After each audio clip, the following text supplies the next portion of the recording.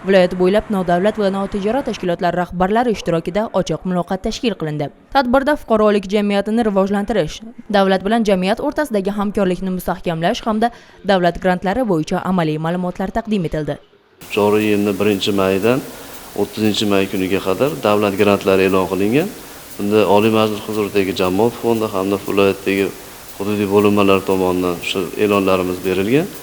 Bevosita bugungi yig'ilishimizda shu e'lon qilingan davlat grantini targ'ibotiga e'tibor qaratilyapti hamda prezidentimizning 124-sonli farmonini targ'iboti yuzasidan ishlar amalga oshirilyapti. Fuqarolik jamiyati institutlarimiz bu elektron platformadan foydalanishda o'zlarini bugungacha qiynab kelayotgan masalalarini mana fondimiz rahbarlariga, xodimlariga o'zlarining fikrlarini, takliflarini berishyapti. Buni davomiyligiga keladigan bo'lsak, 30-mayda davlat granti muddati tugaydi. Kelgusi tanlovlarimiz ikkinchi davlat grantlari, bundan tashqari davlat ijtimoiy buyurtmalari e'lon qilinadi.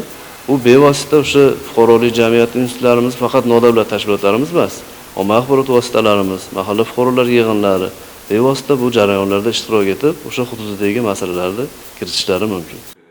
Jamoat fondi tomonidan jami 990 million so'mlik ijtimoiy yo'naltirilgan grantlar e'lon qilingan edi. Ushbu mablag'lar orqali esa mahallalarda ichimlik suvi, tibbiy xizmat, aholi bandligi, kitobxonlik va profilaktika ishlari qo'llab-quvvatlanadi. 50 nafarga yaqin nodavlat va notijorat tashkilotlar rahbarlari ngo.gov.uz elektron platformasidan foydalanish, loyihalarni taqdim etish, murojaatlarni yuborish jarayonlari bo'yicha fikr va takliflarini bildirishdi.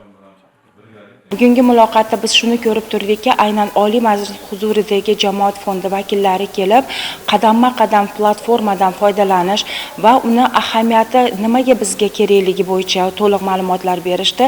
Biz o'ylaymizki, aynan bugungi hozirgi kundagi e'lon qilingan tanlovlarda Farg'ona viloyatida faoliyat olib borayotgan nodavlat notijorat tashkilotlar faol ishtirok etib, hududimizda aynan Farg'ona viloyatimizning barcha shahar tumanlarida ijtimoiy himoyaga muhtoj qatlamlar va mahallalarda, qishloqlarda bo'layotgan muammolarda, aynan turli yo'nalishdagi muammolarni bartaraf etishda o'z hissasini qo'shadi degan umiddaman.